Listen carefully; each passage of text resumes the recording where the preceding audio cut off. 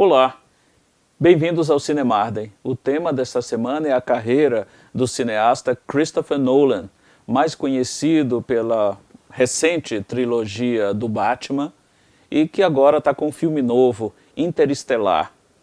O Nolan começou sua carreira no finalzinho da década de 1990 com um filme bem barato, uma produção independente, bancada por ele próprio, chamada Following. Seria traduzido como Seguindo. Ela é inédita no Brasil, não foi lançada nem em vídeo por aqui, e parte de uma premissa bem curiosa. Conta a história de um escritor que sai pela cidade e começa a seguir certas pessoas aleatoriamente, para a partir daí pegar inspiração para as histórias que ele escreve. Depois ele fez um outro filme chamado Amnésia, já no ano 2000, a partir de um conto que o irmão dele, Jonathan, tinha escrito.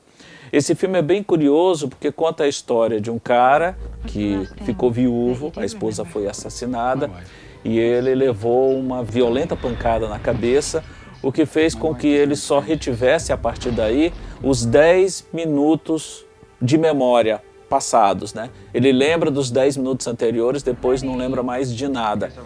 E a forma como o filme foi estruturado foi um belo exercício de montagem. O filme é contado justamente de trás para frente, seguindo esses 10 minutos de lembrança que o personagem do Guy Pearce na história consegue reter. Então é uma história que vai de trás para frente, sempre nesse limite, cada período lembrado de 10 minutos. E todo o aparato que ele utiliza para tentar reter ao máximo a lembrança e a obstinação dele em descobrir quem matou a esposa dele. Esse filme deu muita visibilidade ao Nolan, ele ganhou alguns prêmios e conseguiu realizar o seu filme seguinte, chamado Insônia, que na realidade é a refilmagem de um outro filme com o mesmo título, um filme dinamarquês. Este filme ele transportou para o Alasca e você vê a história de 2 policiais de Los Angeles, um deles vivido pelo Al Pacino, que vai até o Alasca para auxiliar na investigação de um crime. Ele está passando por alguns problemas e tem um grave problema que surge ao chegar no Alasca por conta daquela noite, daquele dia contínuo, né? Nunca anoitece, nunca escurece e ele tem dificuldade para dormir. Daí vem o título do filme e a maneira como Nolan encontrou para ilustrar esse dilema, esse drama vivido pelo policial do Pacino é muito curiosa. O filme também tem no elenco o Robin Williams e a Hilary Swank. E foi esse filme que terminou habilitando ele a convencer a Warner a entregar para ele, naquele ano, em meados da primeira década do século XXI, a franquia do Batman, que estava parada desde o fracassado Batman e Robin do Joel Schumacher, havia feito em 1997. A Warner não sabia mais o que fazer com o Homem-Morcego e terminou aceitando uma proposta do Nolan, e por conta até dos 2 filmes anteriores dele, entregou essa franquia do Batman para ele. Ele fez o primeiro filme em 2005, Batman Begins, como o próprio nome já diz, Batman o começo, o Batman começa, zera toda a carreira do Homem-Morcego, começando de novo. E o que chamou a atenção é de que é uma história focada mesmo na vida do Batman. Só para você ter uma ideia, o filme tem pouquinho mais de 2 horas e o Batman só aparece depois de 1 hora de filme. A primeira metade da história ele gasta, no bom sentido, mostrando todo o dilema do Bruce Wayne. A história é focada no Bruce Wayne. E isso é o que faz a grande diferença. O filme fez muito sucesso o que o habilitou, claro, a permanecer na franquia. Mas a partir daí ele começa a mesclar um filme entre os filmes da trilogia do Batman que a gente conhece hoje. Depois do Batman Begins, ele faz O Grande Truque, já no ano seguinte, em 2006. Depois ele volta para o Batman de novo em 2008 com o Batman o Cavaleiro das Trevas. O Grande Truque que ele fez antes, segundo um amigo meu, Luiz Gustavo Vilela, abre uma espécie de segunda trilogia na carreira do Christopher Nolan. Eu vou falar um pouco mais sobre isso mais tarde. O Grande Truque conta a história de dois mágicos que vivem na virada dos séculos XIX para o século XX e a maneira como eles lutam entre si para provar quem é o melhor ilusionista, o melhor mágico de todos. Esses dois mágicos são vividos neste filme, O Grande Truque, pelo Hugh Jackman, mais conhecido como Wolverine dos X-Men, e pelo Christian Bale, que tinha feito recentemente o Batman na trilogia do Nolan. Depois deste filme, ele volta ao universo do Homem-Morcego e faz aquele que muitos consideram o melhor filme de super-herói já feito até hoje. O primeiro filme adaptado de quadrinhos que conseguiu romper a barreira do $1 bilhão faturados no cinema e também um primeiro filme de super-herói a conquistar um Oscar de melhor atuação. No caso, melhor ator coadjuvante, um prêmio póstumo para o Heath Ledger, que faz o papel do Coringa. Esse filme, esse segundo filme do Batman, ele tem um aspecto muito interessante, porque ele funcionaria do mesmo jeito se você tirasse a máscara do Batman e a máscara de palhaço, ou a tintura de palhaço que o Coringa usa. Se fosse um policial, ele funcionaria do mesmo jeito. O Batman como um policial obstinado e o Coringa como um criminoso psicopata. Então a história funcionaria do mesmo jeito, apenas eles usam máscaras e isso aproxima muito do universo dos quadrinhos. Isso reforça o caráter realista que o Christopher Nolan costuma imprimir em seus filmes. O Batman, o Cavaleiro das Trevas, tem muito disso.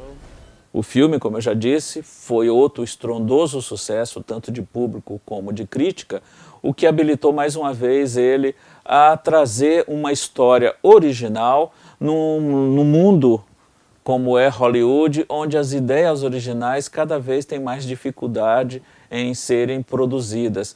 Eles estão muito acomodados e gostam de investir apenas em histórias já conhecidas e que com certeza terão um retorno certo.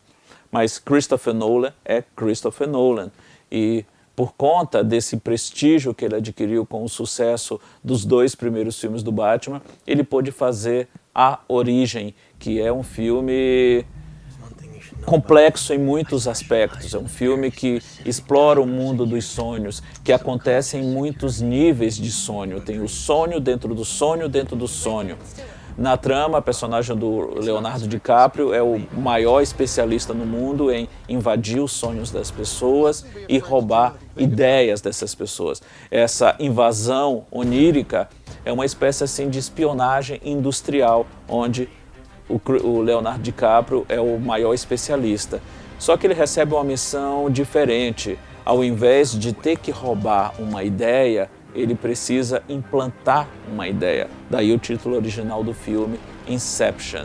E é em cima dessa incepção que todo o filme se desenvolve. O filme também fez muito sucesso, teve muitos aplausos por parte da crítica também, e finalmente o Nolan chegou ao fechamento da trilogia do Batman com O Cavaleiro das Trevas Ressurge, lançado em 2012.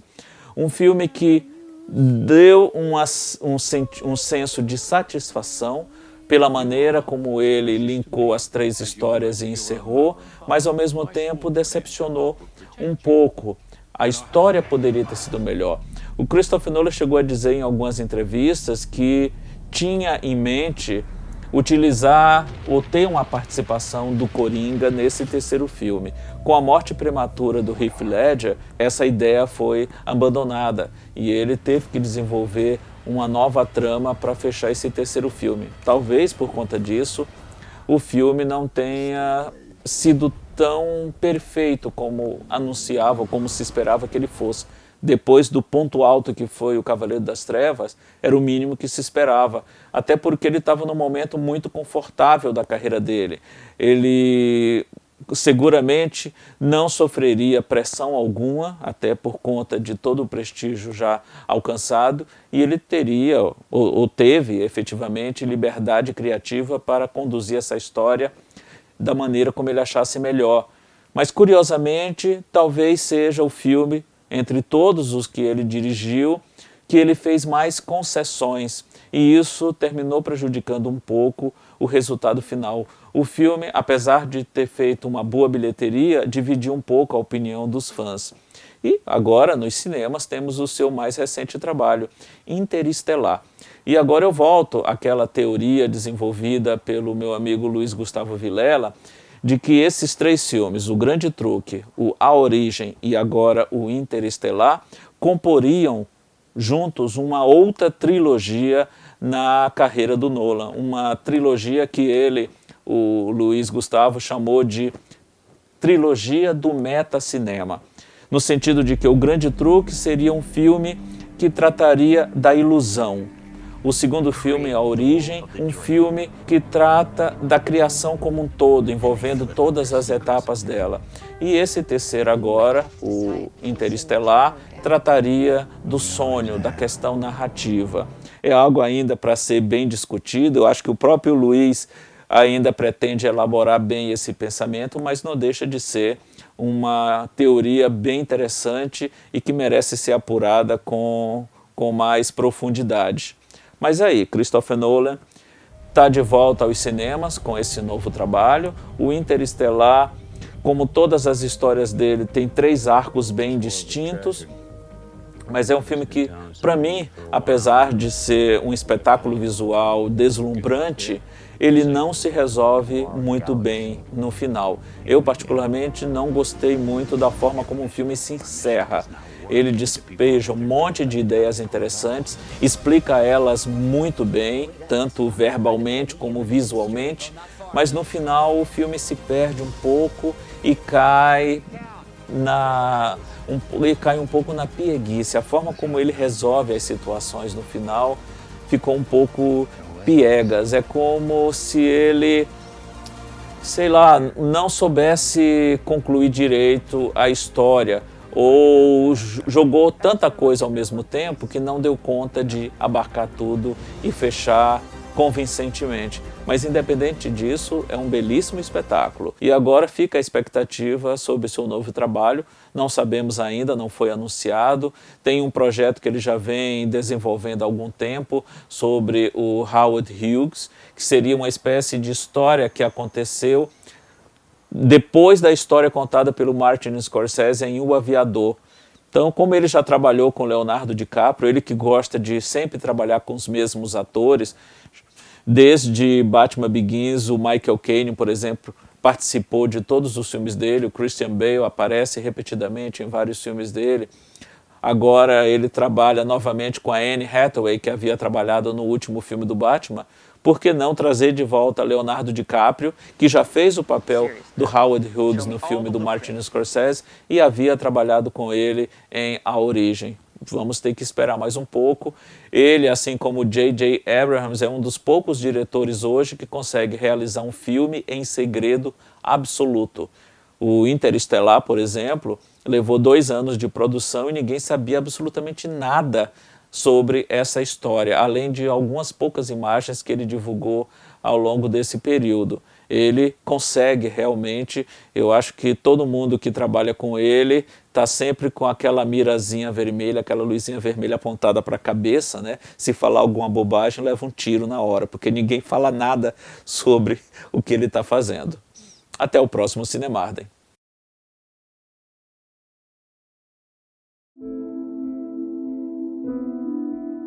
We've always defined ourselves by the ability to overcome the impossible.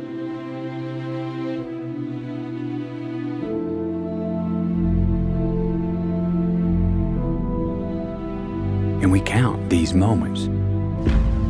The first ever to fly faster than the speed of sound. These moments when we dared to aim higher, to break barriers, to reach for the stars, 76, you are go. to make the unknown known.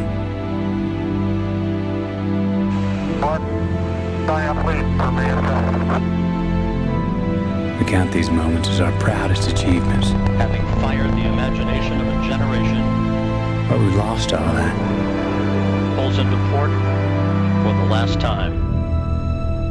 Or perhaps we've just forgotten that we are still pioneers, that we've barely begun, and that our greatest accomplishments cannot be behind us, because our destiny lies above us.